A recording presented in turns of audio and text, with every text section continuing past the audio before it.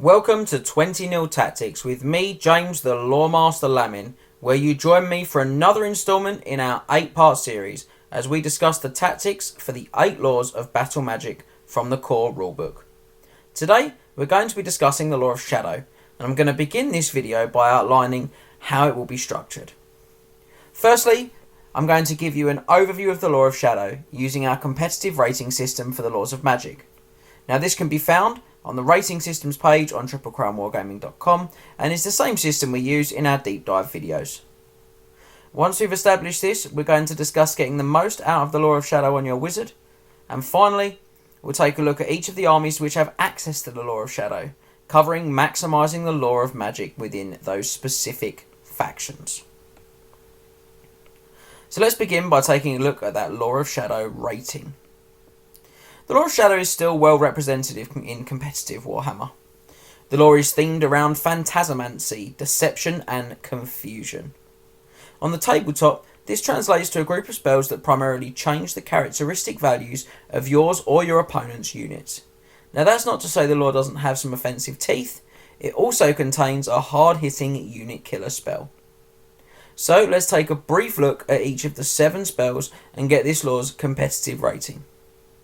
If you've not seen the system before, we're going to give the law a score out of 24, based on the following 6 criteria: variety of spell types, power and frequency of the law attribute, average spell range, spell flexibility, average casting value, and the quality of the signature spell. So let's begin with the law attribute, Smoke and Mirrors. After a spell from this law is successfully cast and resolved, the casting wizard can choose to immediately swap places with a friendly character of the same troop type anywhere within 18 inches. This is a great attribute. Although it's only situationally useful, it does mean that if your wizard is in danger, you have a real option to escape by swapping them with another character. It's great for getting a wizard out of combat or into arc of sight or range for a crucial spell, as the models are swapped immediately after casting. It can be game saving and activates on every single spell in the lore, so this is one for the real tacticians amongst you. So let's take a look at the spells now, and we're going to begin with the signature spell, Melakoth's Mystifying Miasma. This one is a hex spell with a range of 48 inches and a casting value of 5+. The target unit's weapon skill, ballistic skill, initiative or movement, your choice, is reduced by D3 to a minimum of 1 until the start of the caster's next magic phase. Now, you can boost the spell to reduce all 4 of the stats instead, rolling once and applying the same reduction for all of them. If you do so, the cast value is increased to 10+. This is one of the best signature spells in Warhammer, period. Its very low casting value makes it fantastic on any level wizard, and the stats it reduces makes this spell consistent against any type of army, combat, shooting and movement stats. It's amazing. It's a real toolbox signature spell, and one of the reasons the Law of Shadow has remained so popular in the competitive scene. You love to see it. So let's take a look at spell number 1, Steed of Shadows. Our first augment spell may be cast on the wizard or a friendly character within 12 inches. The target immediately makes a fly move as if it was the remaining move sub-phase. Now, this one is cast on a 5+.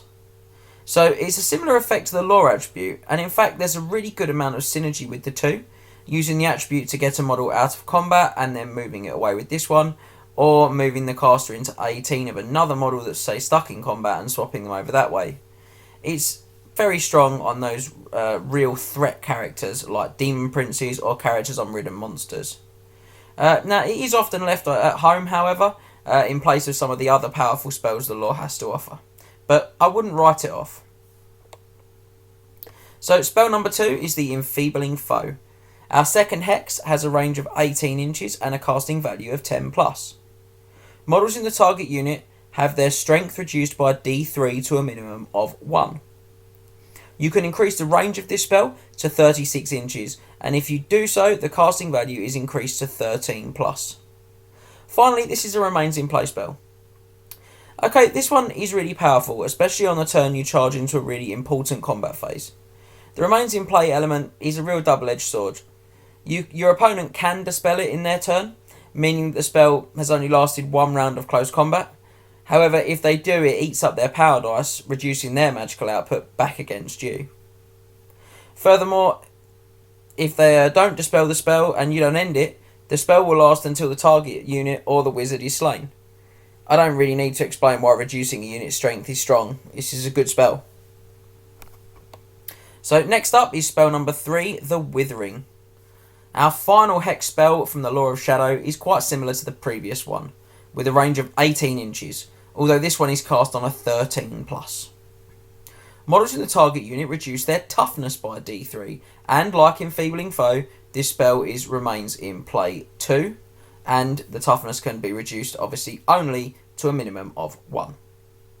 Finally, you can increase the range of this spell as well, again to 36 inches on a casting value this time of 16+. This one is strong in almost any army build.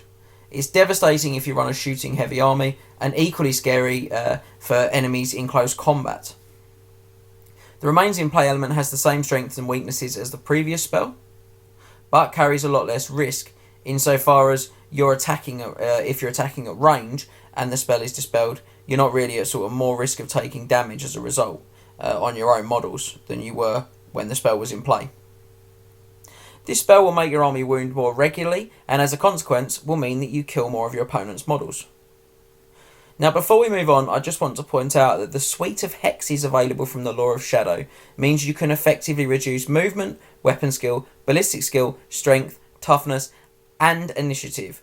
This is crippling, entire units' profiles.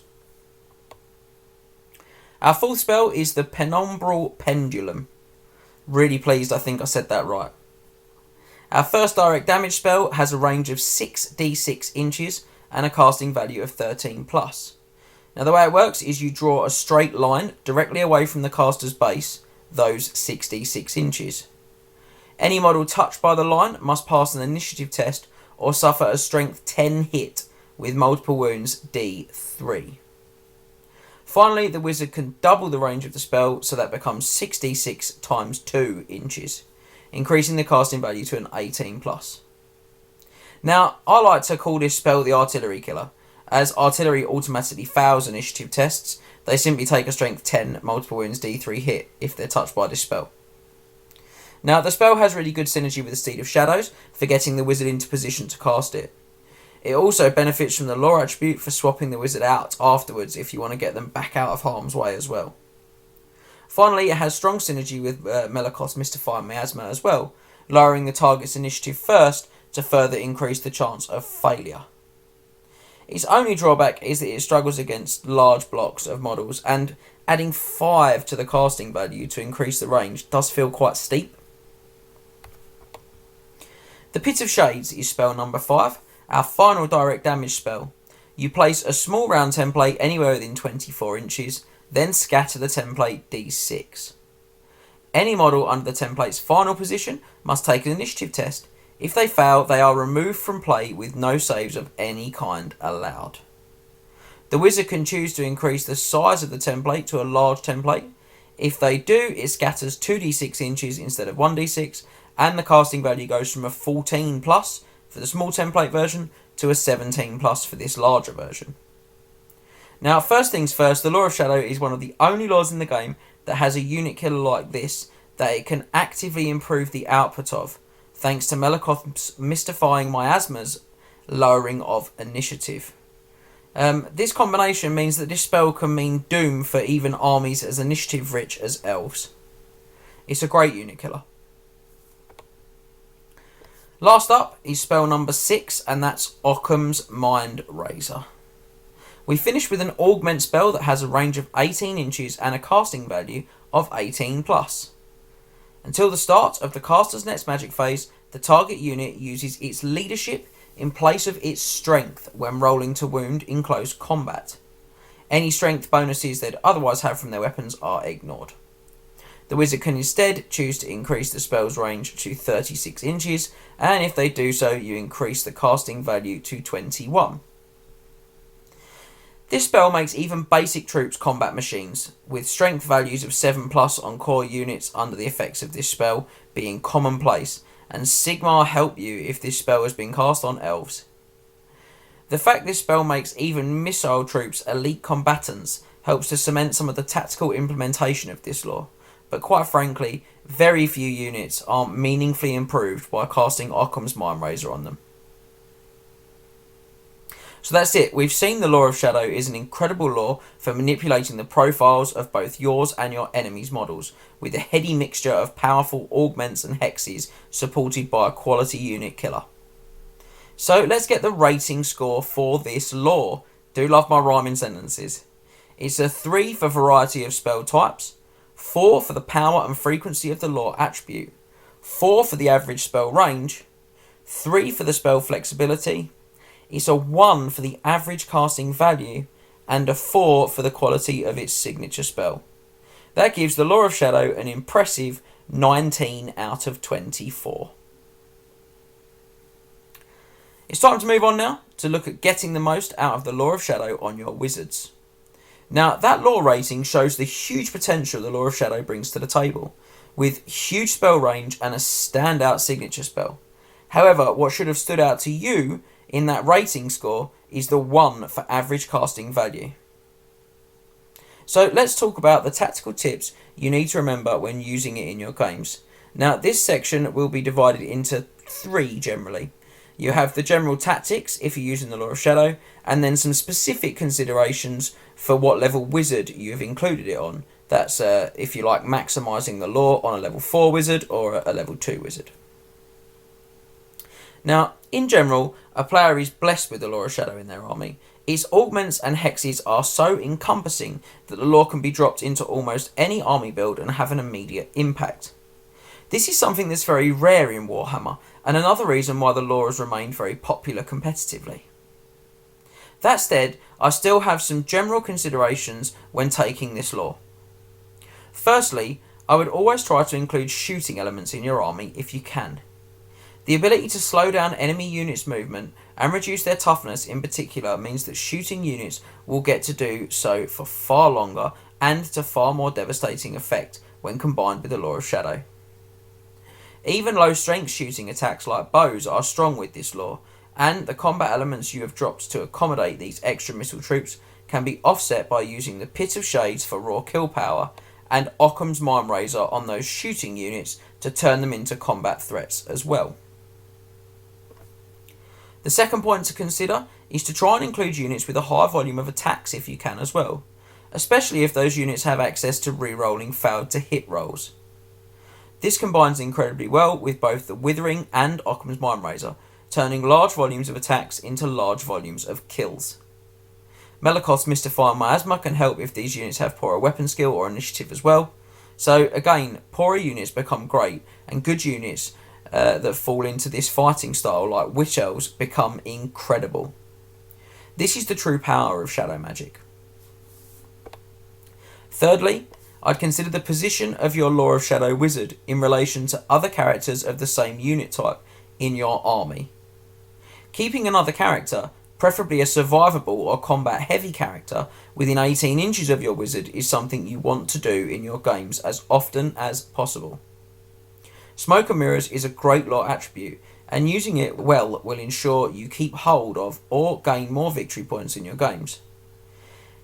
Every army has a contender for this role. I'm going to call this role today the Wizard's Attendant, and you should include a Wizard's Attendant in your army list as a result.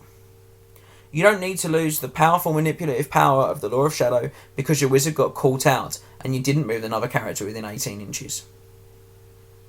Our final general tactic is for you to remember to take a look at the big issue that this lore has, and that is its casting value. With the highest average casting values of any lore of battle magic, you need to build some things into your list to help ensure that the other tactics we've already discussed actually pan out. So any item that gives you more power dice or an increased chance to cast spells should be a strong consideration either on or in an army with the Lore of Shadow to ensure you meet those higher casting values.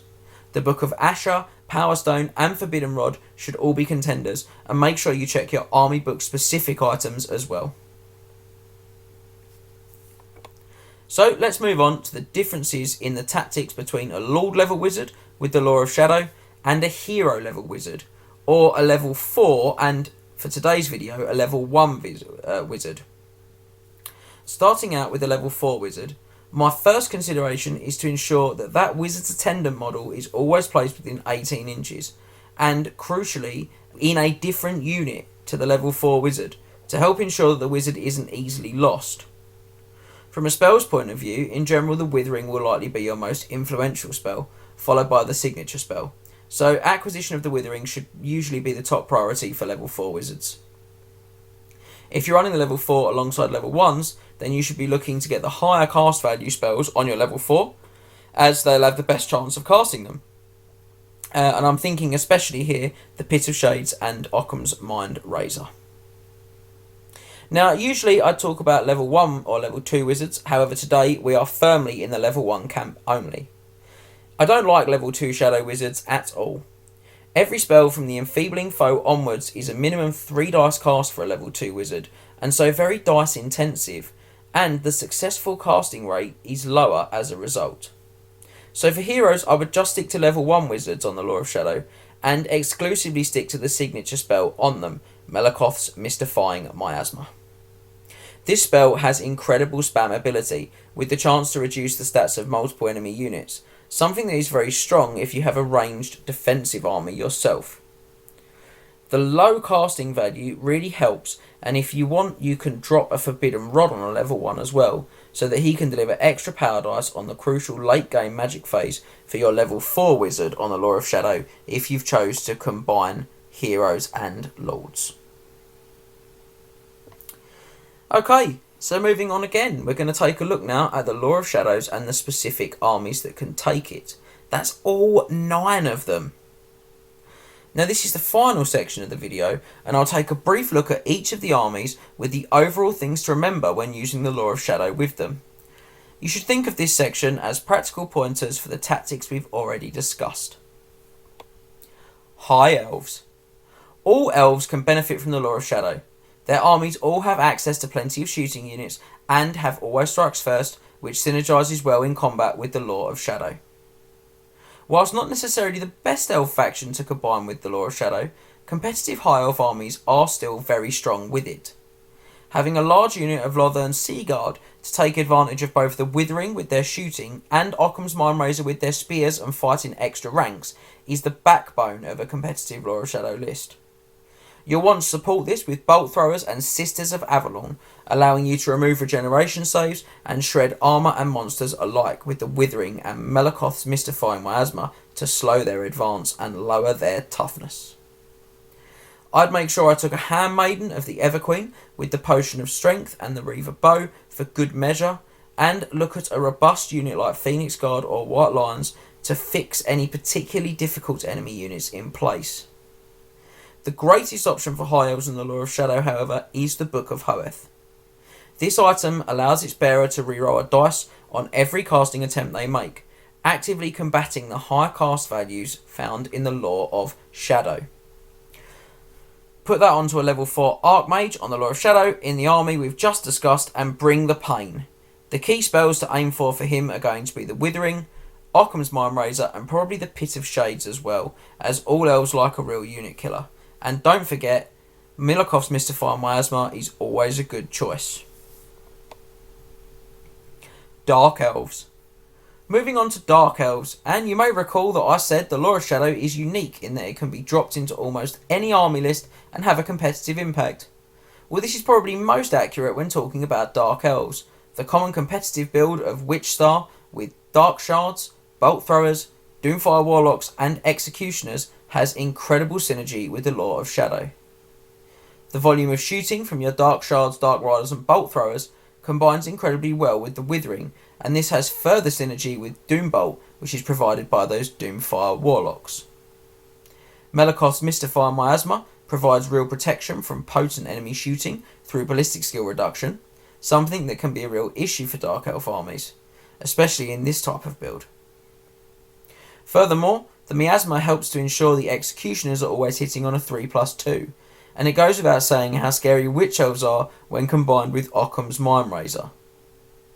All of the synergy we just discussed crosses over onto Dark Rider heavy builds, Corsair builds, and Blackguard builds as well, meaning that almost any competitive Dark Elf list is improved by adding the Lore of Shadow. I'd stick to that level 4 and, like the High Elves, look primarily for the Withering and Occam's Mindrazor. I'd always take the signature spell, and then I'd look at my matchups to decide my final target spell in what we call the perfect set for each game. Wood Elves. The Lore of Shadow is seen by many in the competitive scene as the best lore of magic for Wood Elf armies. If we look at the generic tactics we already discussed, it's easy to see why this perception exists.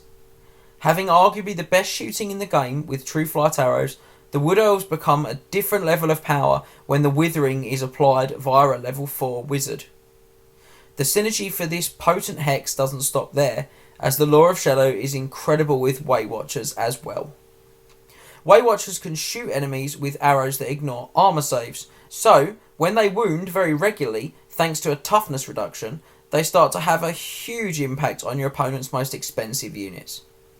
Furthermore, their biggest weakness is their poor survival and expensive points cost, something that lowering your opponent's ballistic skill can really help to offset, which the Lore of Shadow brings to the table again. Large units can be an issue for Wood Elf players, as they lack model count, so the Pit of Shades really offers something to them as well, especially against their tougher matchups, like Orcs and Goblins or Demons of Nurgle. As you might have guessed, I'd pack my army with Glade Guard with True Flight arrows, Deepwood Scout with Starfire or Moonfire arrows, and 2 units of Way Watchers to see enemies wilt under the weight of fire. I'd keep some counter-charging Wild Riders at hand too, with Enfeebling Foe, Withering and Occam's Mindrazor all amplifying their impressive performance. Taking a level 4 wizard with the Book of Asher and popping them into the forest your army gets for free gets the most out of this lore's range and offers +6 to cast as well, helping to offset those painfully high casting values found in the Lore of Shadow. The Withering is your most important spell, and then like with the other elves, Mindrazor is probably a close second, with Melakoth's Mystify Miasma and Pit of Shades completing the perfect Wood Elf set. The Empire. Moving on to the Empire now, and the Lore of Shadow really allows them to take advantage of some of their lesser used units. Level 1 wizards with Melakoths are a great addition to almost any Empire list, as they help to offset the generally poorer weapon skill of Empire troops. However, if you opt to go for the level 4 build instead, you can come up with some impressive combinations. In that scenario, I'd be looking at mortars, and I don't say that very often.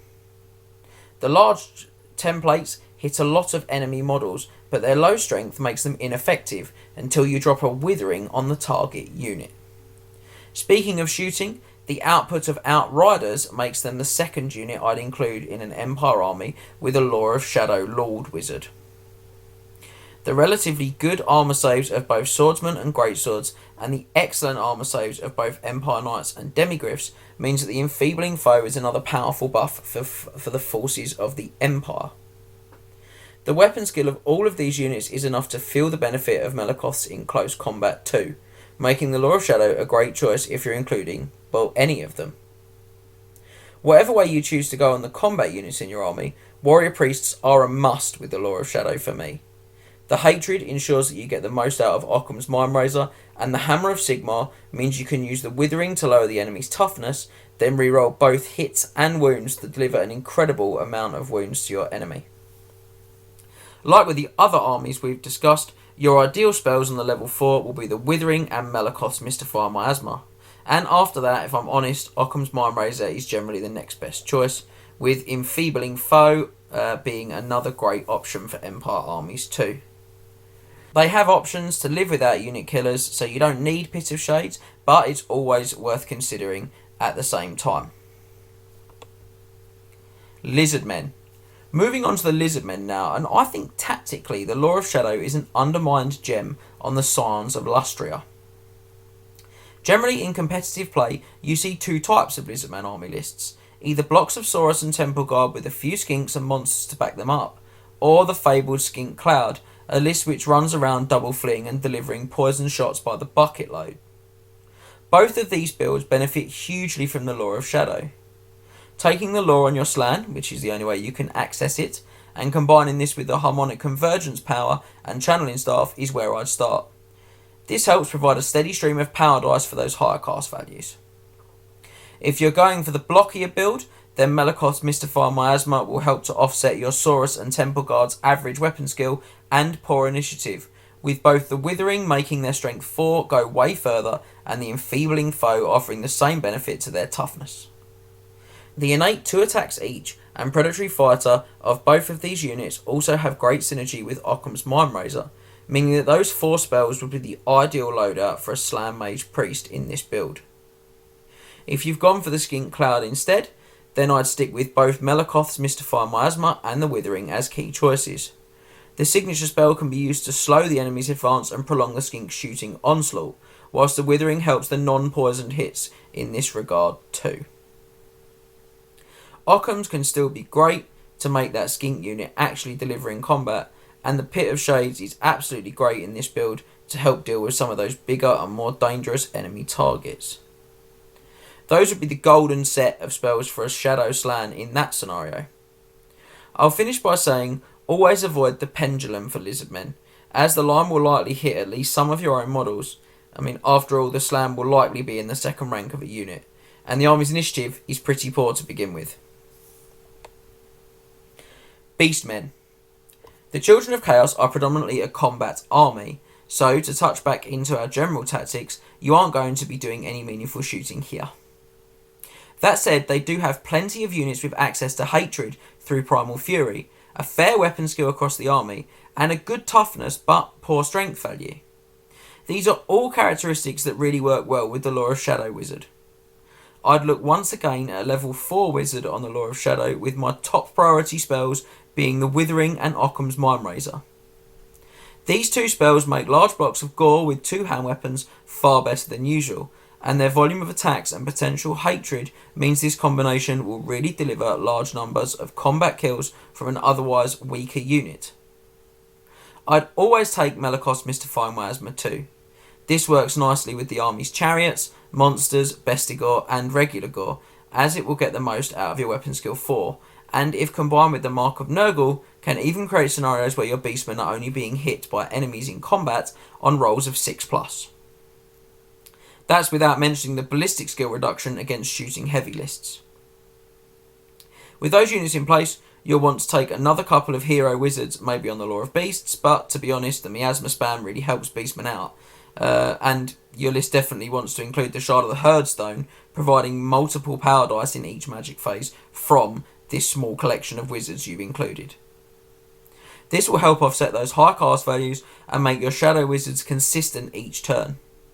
Enfeebling Foe, Pit of Shades and Pendulum are all fantastic for beastmen, with the former maximising their access to reasonably good toughness troops, and the latter helping with those challenging single models like Frostheart Phoenixes or Steam Tanks.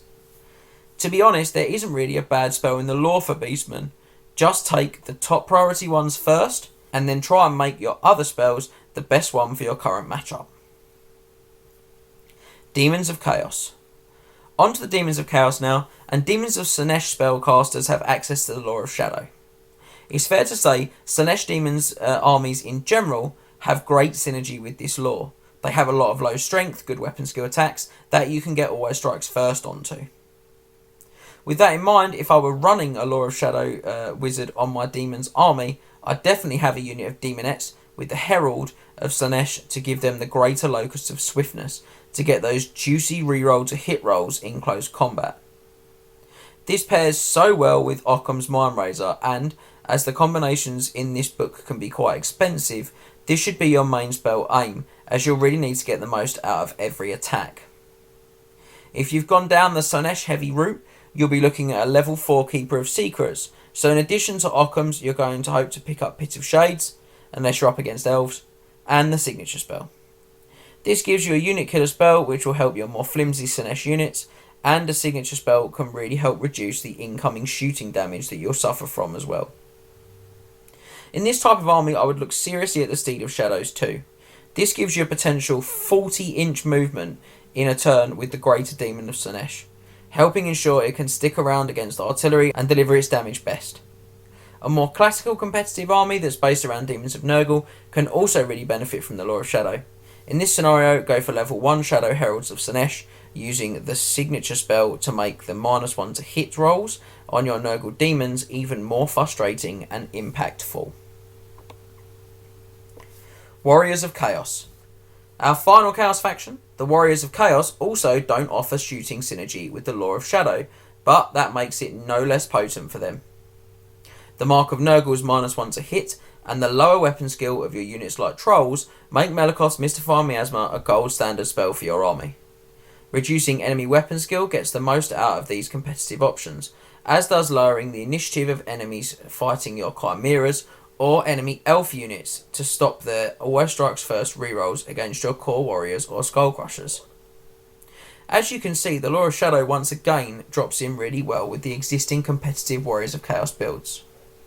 The Enfeebling Foe maximises the army's generally good toughness values, and Withering or Occam's Mindrazor create devastating outcomes when combined with blocks of Warriors, Skullcrushers, Chaos Knights, or even the humble Marauder. The key thing for Warriors armies with this lore is to make a serious decision. Either you're going to play the Lore of Shadow as a support to your usual army construction, in which case take 2 level 1 wizards and stick to the signature spell, or you're going to go all out with that level 4 wizard and utilise the maximum synergy options available. If you go for the latter, I take a Demon Prince of Slaanesh as my main caster, making sure I give him the Chaos Familiar too.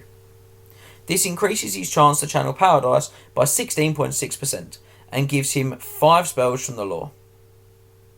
Now, like with the Keeper of Secrets, Steed of Shadows makes this character incredibly manoeuvrable, and with the Chaos Familiar, I can take the Steed of Shadows without sacrificing one of the 4 big hitters for my Warriors armies. Now that's the Enfeebling Foe, Withering, Occam's Mindrazor, and Malakoth's Mystifying Miasma.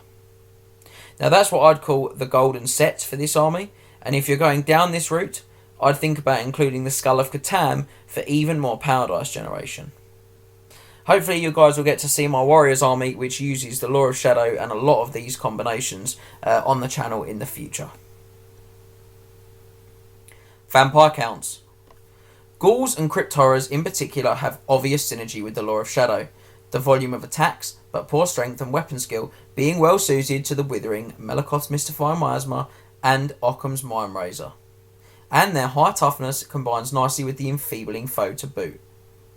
The lore will perform strongly on a level 4 wizard, but unlike the other armies we've looked at in this video, the army's limitations cause big issues for constructing the build, namely the General of the Undeath and, crucially, the fact that the Lore of Shadow is only available on vampires, not necromancers. With this in mind, I'd recommend that you go with a level 1 vampire on the Lore of Shadow to support your competitive army build. Just stick to Malakoth's Mystifying Miasma, and use it to supplement the poor weapon skill of your army, with units like Ghouls, Crypt Horrors and Graveguard with the Banner of the Barrows all being fantastic choices to combine with this vampire. It's also really great for reducing ballistic skill of armies like Wood Elves, who are particularly strong against many of your better units. Cough, Hexwraiths, Terrorgeists, cough. So to sum up or conclude, I'm sure you can see why the Lore of Shadow has maintained its place in the competitive meta, and how you can utilise this impressive 19 out of 24 powerhouse in your games of Warhammer for maximum effect. As ever, please feel free to get in touch with us through our social media, or comment on the videos with your thoughts about the Lore of Shadow, and head back to the Knight of the Realm mustering ground to check out all of our other exclusive content. I'll see you all next time on 20-0 Tactics. Remember to tag your friends and like, subscribe and share. Then head over to triplecrownwargaming.com and become a Knight of the Realm today. What are you doing, mate? You alright? Do it for Warhammer!